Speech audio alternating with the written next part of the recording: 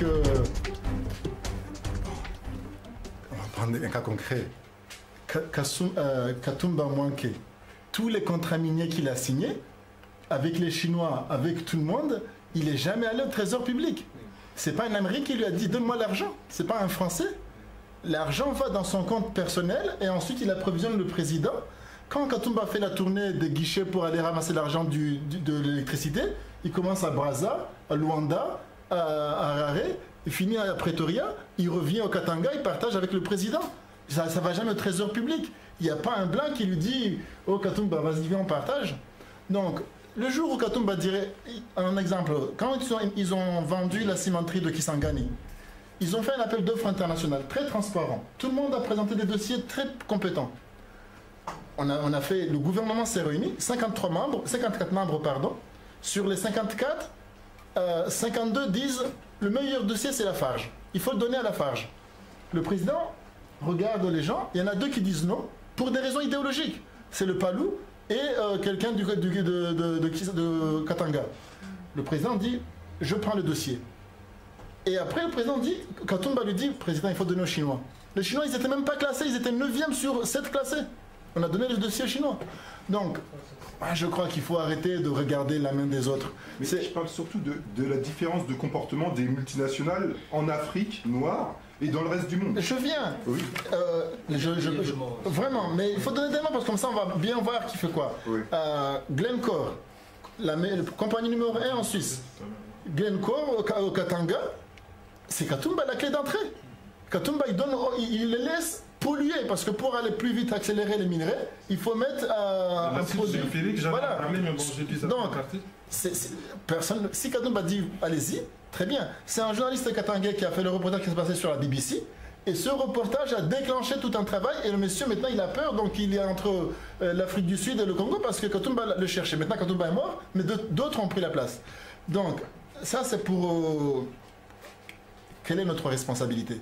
C'est nous au Parlement. Quand on a changé la Constitution, chacun a reçu 50 000 $, les parlementaires. 30 000 avant de changer, 20 000 après le changement, quand on a voté. Donc, c'est pas un blanc qui a changé la Constitution. C'était des parlementaires congolais qu'on a dit, on envoie un texto, 30 000 avant, 20 000 après. Les gens vont chercher l'argent et ils changent la Constitution. Et je finis avec notre jeune sœur.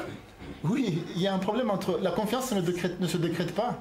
On ne peut pas décréter le trésor public, mais ramener l'argent. Personne ne veut payer l'impôt. Et jamais, jamais, aucun pays ne se développe avec l'aide de développement. Un pays se développe avec des impôts. Et pour payer l'impôt, il faut avoir confiance. Et comment moi je vais avoir confiance quand je sais que Katumba a un hélicoptère personnel et qu'il a 3 maisons en Suisse et une maison. Un colonel de l'armée congolaise, il est payé même pas 200 $. Il y a des colonels qui vont en vacances avec 6 personnes en famille. Et donc, ils partent de l'Est à Kivu et vient à Bruxelles avec 6 personnes. Là, ça y est, tu dessines une autre impasse. Ça veut dire que... Non, moi, j'avais un complément de réponse. Non, avant tu le termines. Voilà. Comment on en sort? Moi, j'aimerais revenir par rapport à ce que tu es en train de dire. Comment on en sort? On en sort au Parlement, il y en a qui refusent de prendre l'argent. Alors ils sont menacés, parce qu'il faut savoir que c'est violent. Hein. C'est pas ici on va au Parlement, on dit je suis pas d'accord et puis on dit au revoir. Hein. Non. Quand on dit je suis pas d'accord, on vous envoie quelqu'un le soir pour vous visiter. Et quand vous continuez à dire que vous n'êtes pas d'accord, vous avez une immunité. Donc l'immunité vous protège. Mais vos enfants n'ont pas d'immunité à l'école. Vos amis et tout ça. Donc, comment on peut en sortir? Et on peut travailler avec ceux qui sont un peu courageux. Alors, malheureusement... Ah oui, non, mais... Parce que moi, je ne vais pas compter sur les autres, je vais compter sur nous. Chebeya est mort parce qu'il a été courageux. D'autres encore, au Katanga, des gens meurent. Au Kivu, le journaliste Serge Maèche est mort. Donc, on ne va pas continuer le coin de la comptabilité macabre. Mais il faut soutenir ces initiatives-là, ces gens-là, qui soient dans la politique, dans les universités.